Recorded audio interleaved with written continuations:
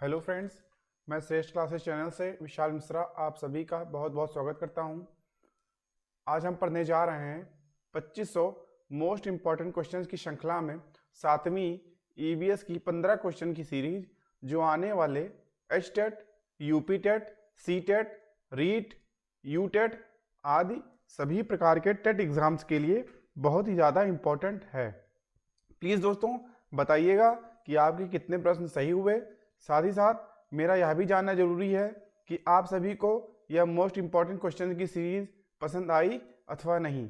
ठीक है दोस्तों, तो चलते हैं पहले प्रश्न पे। पहला प्रश्न देखिए दोस्तों, क्या कह रहा है। खेतों में ज्यादा रासायनिक उर्वरक एवं कीटनाशक डालने से किसको नुकसान होता है। ऑप्शन देखिए दोस्तों, पहला मनुष्यों को, दूसरा फसलों को, तीसरा मिट्टी को, या चौथा उपयुक्त सभी। जल्दी बताइए दोस्तों, कौन सा ऑप्शन इसमें सही होगा। खेतों में ज्यादा रासायनिक उर्वरक एवं कीटनाशक डालने से किसको नुकसान होता है। जल्दी बताइए दोस्तों। बिल्कुल सही जवाब दोस्तों, चौथा ऑप्शन उपयुक्त सभी। ठीक है, खेतों में ज्यादा रासायनिक उर्वरक एवं कीटनाशक डालने से मनुष्यों को, फसलों को, मिट्टी को आदि सभी को नुकसान होता है। ठीक है दोस्तों, चलते हैं अगले प्रश्न पे। दूसरा क्वेश्चन देखिए दोस्तों, क्या कह रहा है। निम्न में से सबसे कठोर तत्व है। पहला देखिए ऑप्शन क्या दे रखा है, सोडियम, दूसरा हीरा, तीसरा लोहा, चौथा सोना। बताइए दोस्तों, कौन सा ऑप्शन सही होगा। जल्दी बताइए दोस्तों। बिल्कुल सही जवाब दोस्तों, दूसरा ऑप्शन हीरा। हीरा के बारे में दोस्तों थोड़ा जान लेते हैं हम लोग, हीरा क्यों सही है यहाँ पे, और हीरा सबसे कठोर तत्व है, इसके बारे में थोड़ा जानते हैं। हीरा एक पारदर्शी रत्न है। यह रासायनिक रूप से कार्बन का शुद्धतम रूप है। ठीक है, हीरा में प्रत्येक कार्बन परमाणु 4 अन्य कार्बन परमाणुओं के साथ सहसंयोजी बंध द्वारा जुड़ा रहता है। ठीक है, इसलिए हीरा में सभी कार्बन परमाणु बहुत ही शक्तिशाली सहसंयोजी बंध द्वारा जुड़े होते हैं, इसलिए यह बहुत कठोर होता है। ठीक है दोस्तों, समझ में आई बात। तो इसमें कौन सा ऑप्शन सही हो जाएगा, दूसरा हीरा। चलते हैं अगले प्रश्न पे। ये देखिए दोस्तों, थर्ड क्वेश्चन देखिए दोस्तों, क्या कह रहा है। भारत में किस भाग में स्थानांतरित कृषि को झूम कृषि के नाम से जाना जाता है। ऑप्शन देखिए दोस्तों, पश्चिमोत्तर, पूर्वोत्तर, दक्षिण या उत्तर। बताइए दोस्तों, भारत में किस भाग में स्थानांतरित कृषि को झूम कृषि के नाम से जाना जाता है। जल्दी बताइए दोस्तों। बिल्कुल सही जवाब दोस्तों, पूर्वोत्तर। ठीक है, पूर्वोत्तर राज्य को भारत में स्थानांतरित कृषि को झूम कृषि के नाम से जाना जाता है। ठीक है, चलते हैं अगले प्रश्न पे। फोर्थ क्वेश्चन देखिए दोस्तों, क्या कह रहा है। टमाटर में कौन सा अम्ल होता है। पहला देखिए ऑप्शन क्या दे रखा है, फार्मिक, दूसरा लैक्टिक, तीसरा ऑक्सैलिक या चौथा मैलेइक। बताइए दोस्तों, कौन सा ऑप्शन सही होगा इसमें। जल्दी बताइए दोस्तों। बिल्कुल सही जवाब, तीसरा ऑप्शन ऑक्सैलिक। ऑक्सैलिक, इसमें ऑक्सैलिक अम्ल राइट हो जाएगा। इसके बाद थोड़ा जान लेते हैं दोस्तों। टमाटर में ऑक्सैलिक अम्ल जो पाया जाता है, इसकी उत्पत्ति दक्षिण अमेरिका एंडीज में हुई थी। ठीक है, इसका वैज्ञानिक नाम सोलेनम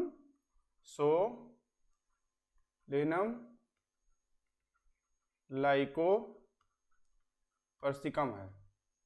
ठीक है, और ऑक्सैलिक अम्ल पोटेशियम और कैल्शियम लवण के रूप में बहुत से पौधों में भी पाया जाता है। ठीक है, मानव गुर्दे में कैल्शियम ऑक्सलेट के एकत्रित हो जाने के कारण ही पथरी यानी स्टोन बनता है। ठीक है दोस्तों, समझ में आई बात। तो इसमें कौन सा ऑप्शन सही हो जाएगा, ऑक्सैलिक राइट हो जाएगा, तीसरा ऑप्शन। ठीक है, चलते हैं अगले प्रश्न पे।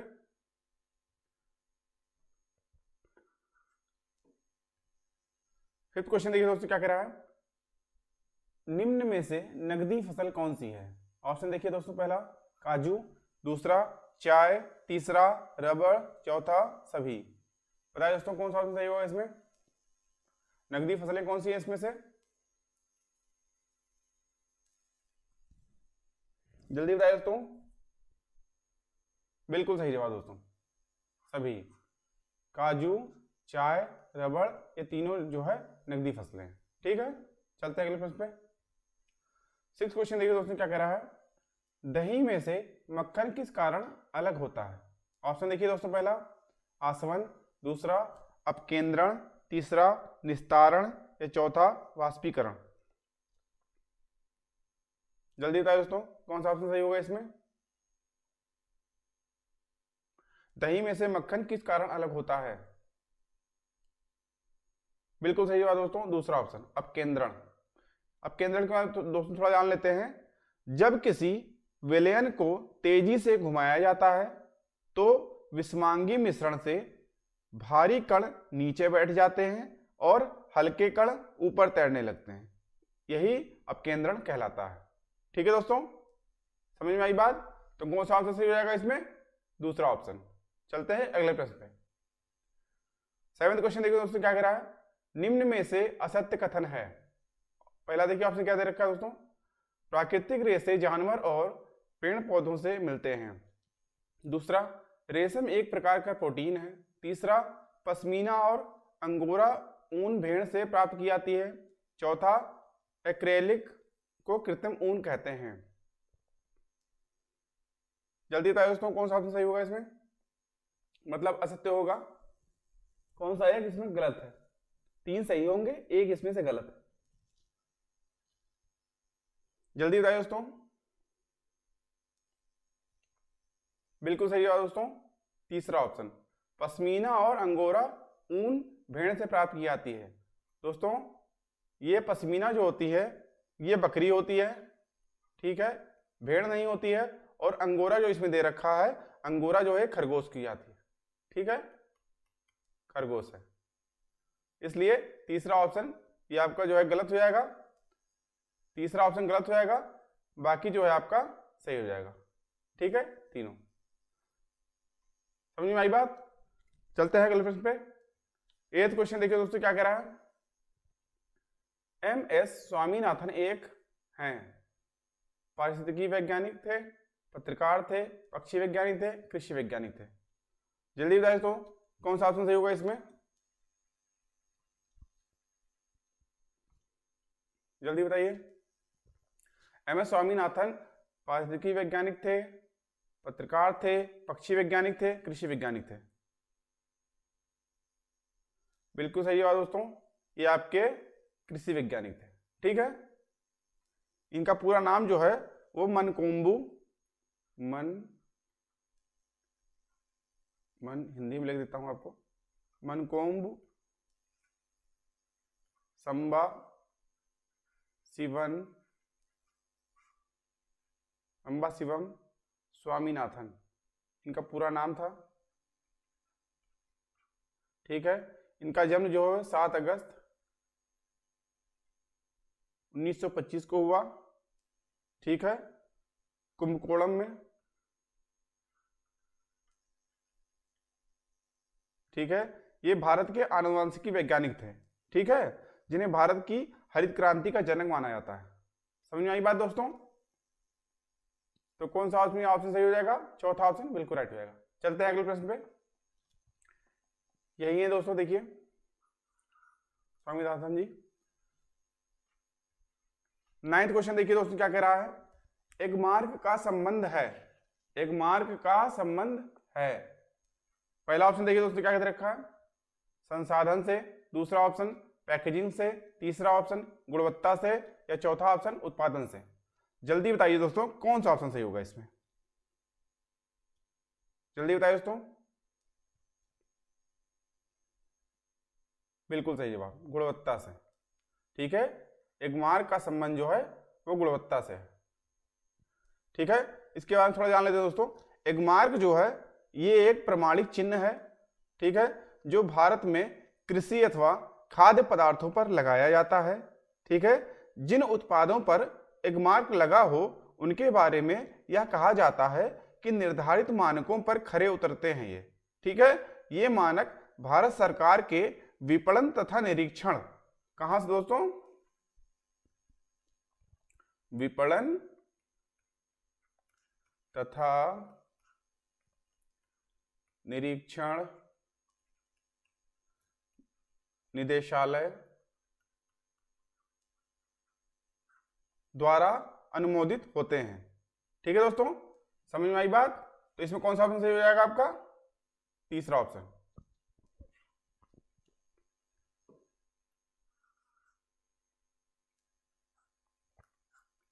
ठीक है, अगला क्वेश्चन देखिए दोस्तों क्या कह रहा है। पिसीकल्चर क्या है? पिसीकल्चर क्या है?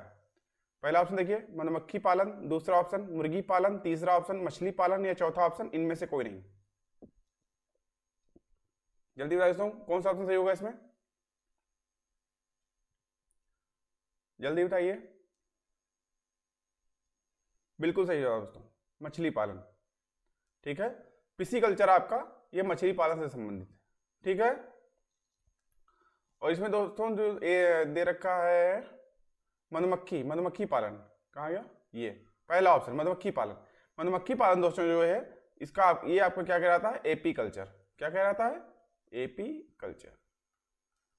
ठीक है, ये आपका मछली पालन, पीसी कल्चर। ठीक है, चलते हैं अगले प्रश्न में। 11वां क्वेश्चन देखिए दोस्तों क्या कह रहा है। निम्न में से रबी की फसलें हैं। ऑप्शन देखिए, पहला धान चना, चना गेहूं, तीसरा मक्का धान, या चौथा गेहूं मक्का। जल्दी बता दोस्तों कौन सा ऑप्शन सही होगा इसमें, जल्दी बताइए। बिल्कुल सही जवाब दोस्तों, दूसरा ऑप्शन चना गेहूं। ठीक है, रबी की फसलें के बारे में थोड़ा ध्यान लेते हैं दोस्तों। रबी की फसलें होती क्या है? रबी की फसलें सामान्यतः अक्टूबर नवंबर, कब दोस्तों? अक्टूबर नवंबर के महीने में बोई जाती हैं, मतलब इसकी बुआई होती है। तो बुआई के समय दोस्तों तापमान कम होता है, मीन्स ठंडी होती है, तथा पकते समय खुश्क मौसम और गर्म वातावरण की आवश्यकता होती है। ठीक है दोस्तों, जैसे मई जून जुलाई में, ये लगभग मई जून में ये कटती हैं। ठीक है, तो इसलिए इनमें गर्म वातावरण उसमें होता है, जब बुआई होती है तो ठंडक होती है। ठीक है दोस्तों, तो इसमें जो है इसकी फसलें, मुख्य फसलें कौन कौन सी है रबी की, वो जान लेते हैं दोस्तों। जैसे इसमें गेहूं हो गया, गेहूं, आलू, ठीक है, जौ, मसूर, सरसों, मटर आदि।